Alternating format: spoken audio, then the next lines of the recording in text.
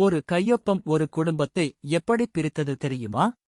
இது பொழுதுபோக்கிற்காக உருவாக்கப்பட்ட கற்பனைக் கதை. மாமியார் மருமகள் இடையிலான சிறிய கருத்து வேறுபாடு ஒரு சொத்து பத்திரத்தால் பெரிதாகிறது.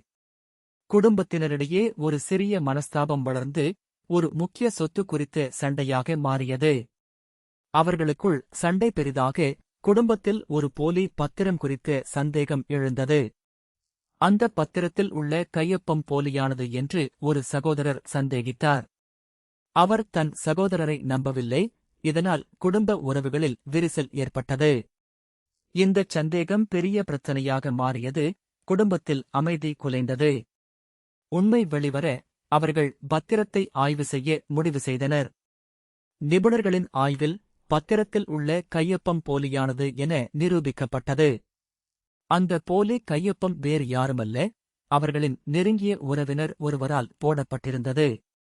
இந்த திருப்பம் குடும்பத்தை அதிர்ச்சியில் ஆழ்த்தியது. உறவுகள் மேலும் சிக்கலாயின. நெருங்கிய உறவினர் செய்த இந்த துரோகம் அனைவரையும் உலுக்கியது. உறவுகளின் உண்மை முகம் வெளிப்பட்டது. இது ஒரு பெரும் பாடம். சந்தேகம், துரோகம், ஏமாற்றம், ஒவ்வொரு குடும்பத்திலும் மறைந்திருக்கும் உண்மைகள். இறுதியில் குடும்ப உறவுகள் முறிந்து போயின. நம்பிக்கை தகர்ந்துவிட்டது. சட்ட நடவடிக்கை எடுக்கப்பட்டது. குற்றவாளி தண்டிக்கப்பட்டார். ஆனால் குடும்பத்தில் இழந்த அமைதியை மீட்டெடுக்க முடியவில்லை. காதல், உறவு, துரோகம், ஒவ்வொரு வாழ்க்கைக்குப் பின்னாலும் ஒரு கதை.